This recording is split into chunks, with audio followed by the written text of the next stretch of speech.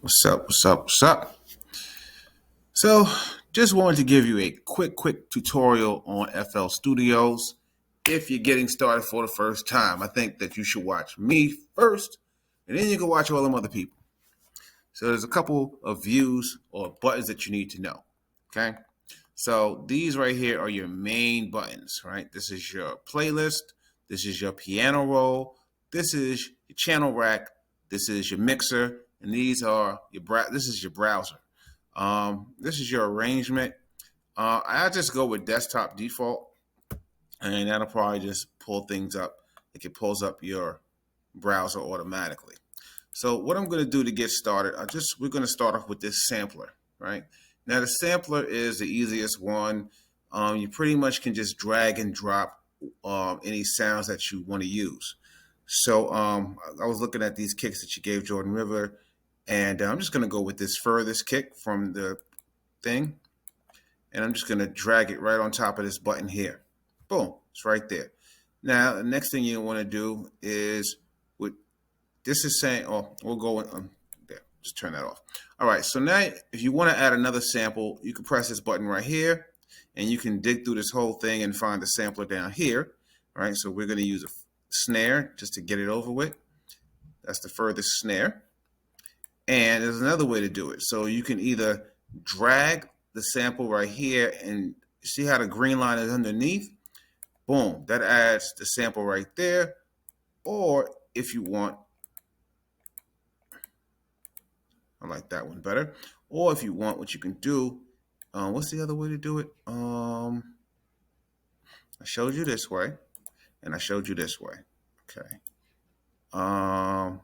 Yeah, that's really it, I think. Yeah, you just drag it right on top. Boom. Yeah, anything that you need, you just drag it, or you say add new channel. So these are 3 channels, okay? And this is the channel rack.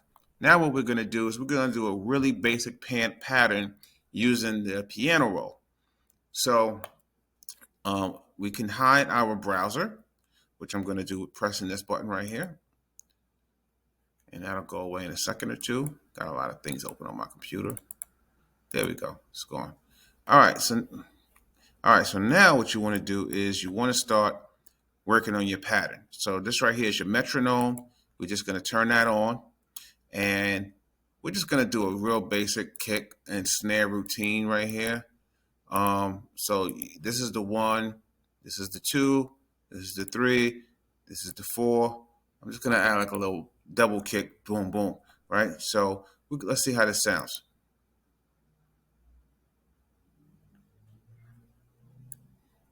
Then I'm going to slow it down.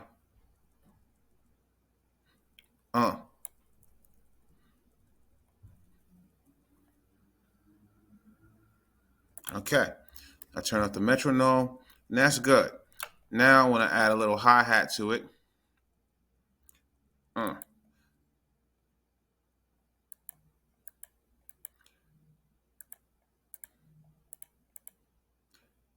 Now, that was easy, right? What I just did right there, right? So I just went everything. Or you could do it like this. If you right click, you could just say fill in each 8 steps, each 4 steps, each 2 steps. So we could do it like that. You could do it like that. You could do it like that. I never used an advanced fill. Oh, okay, yeah, I've seen people use this before.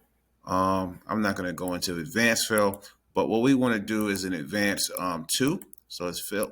So see, it says fill each 2 step. Boom. All right. So pretty much that's how you make a drum pattern. Now the problem with this drum pattern is very stiff. So the first thing we want to do is, and you should be familiar with this, is being able to, if you hit a kick 2 times, the first kick should cut off before the second kick plays. So you're going to program that. This is the way I do it. I'm first going to tell it that I want to put this on. Let's look at the mixer channel. So this is your mixing board right here. I'm just going to open up the first couple of channels so that you can see them in real time.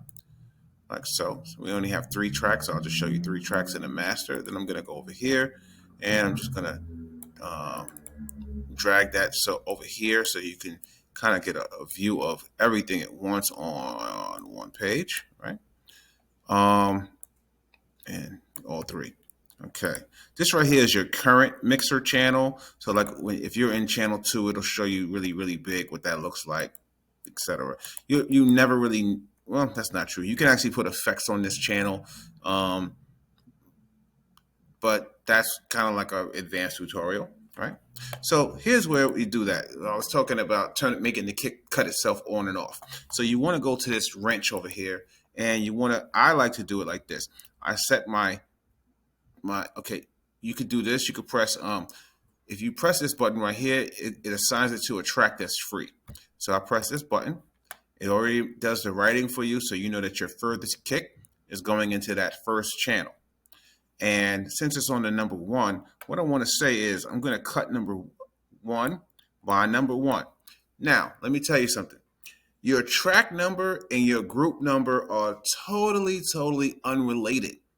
So I just do this for my organization because it helps me know like whatever's on 1 is on 1. But let's say I had an open hi-hat and a closed hi-hat, open hi-hat on channel 3, closed hi-hat on channel 4, then I would make the cut be group. I would make the cut 3 and 3.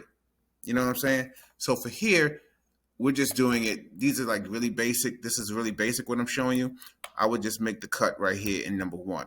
And then I'm going to go to my snare and I'm going to say assign that to track number 2 by just pressing the number, right? And then I'm going to put this, it says group like that. I don't want that. I want this to be, I want the snare to cut itself because if you're playing, the snare is not going to cut off the kick, right? And then we're going to go down to the hi-hat and we're going to do the same, except I want to show you how to do this the manual way. You can actually drag it. You can drag this thing up and down like so, and that will show you where your track is. So, but the only downside is that it doesn't name the track for you. So if you wanted to name the track for organizational purposes, I would suggest that you press track. And boom, now we have all 3, and let us see what it looks like on the meter. And you can see all 3 meters bouncing. And if you cut off the master, nothing is playing. And all right, so that's that. Pretty simple, right? Yes.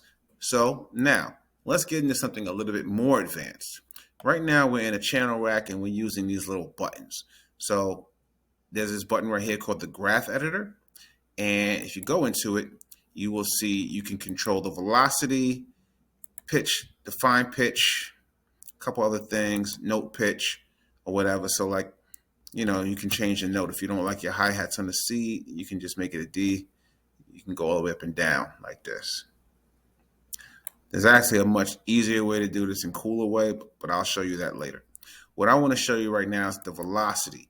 Velocity is how hard you hit a key. So if you hit a pad like bam, that's going to be around 127. Or if you hit it real soft, that's going to be like a 0.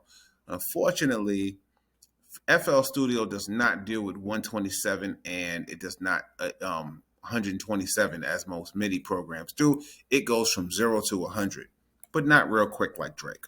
So let me show you how I like to do my hi-hats when they're in this kind of pattern. I like to drop my hi-hats down to about 30%. Just gonna make them all 30. Well, maybe I should show you what it sounded like before. So if you go like this, if you select the, let's say you want all your hi-hats to be 75, you would just go like this. You would right click, hold, and you can like have the hi-hats go up or you can have the hi-hats go down. I just want them to stay the same, so I'm just going to keep them all at 75. And let's listen to just the hi-hats by themselves. You could turn off tracks over here like so, or you could turn off tracks like here or like so. Depends on what your flavor is. I like to turn them off over here. I don't know, just do. All right, so I'm going to press play. Oops, wrong button. Now I want to make that sound like a little bit more live, you know, because man, that's really hard. So I'm going to make every other hat lower.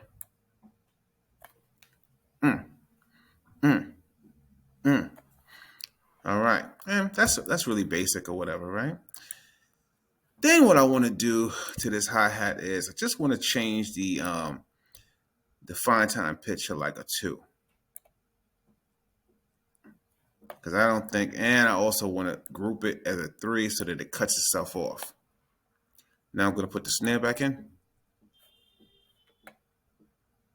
And I'm going to lower this down a little bit.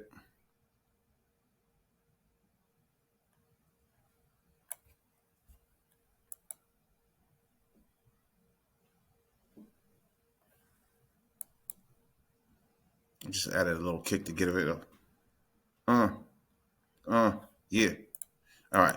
So that kick is nice, but I think I want to just bring it down a little bit.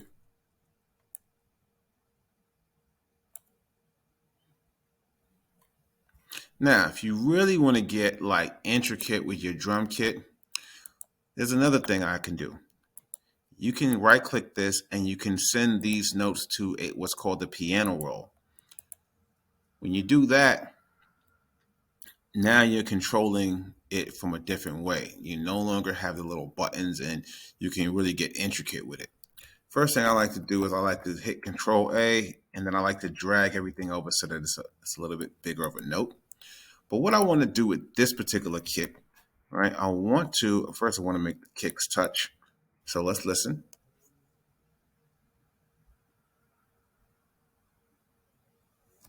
All right.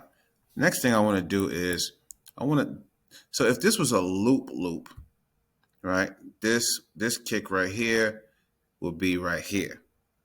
But what I want to do is have like a little flare at the end. So I'm just going to select this. I'm going to press the toolkit, and then I'm going to go to flam. And I'm just going to throw it down at like 8. I like a 6 because 8 and a 4 are very even. So I'm just going to go with a 6 to be like a little different. And then I'm just going to bring that velocity down by like 50%. And okay, it's not showing a velocity here. So what you want to do is you just want to bring up that window like that. Right. So you can see that that's there. And then I'm going to do this. I'm just going to get rid of it.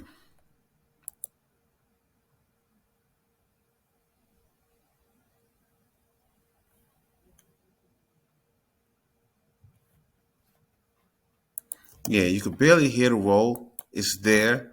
I'm just going to bring it up just a little bit more.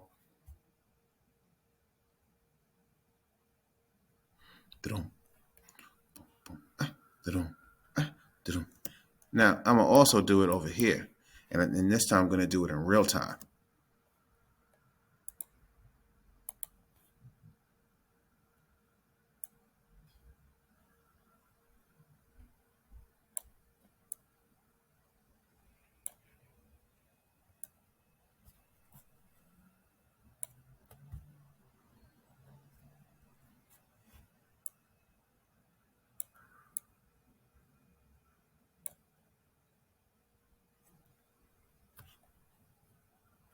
And I'm going to bring down that velocity a little bit. I'm going to bring it down to about 70.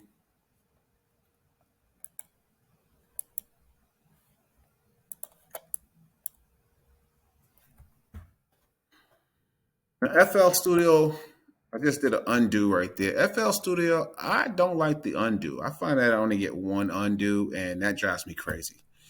But anyway, that is how. Now, let's close this box. And now you'll notice that this pattern, the way it looks, is different than that pattern. And that's because this is a piano roll, and this is just like a regular sequencing, like the old school TR-808, just standard buttons or whatever. So that's it for my first tutorial for you. Hope you enjoyed it.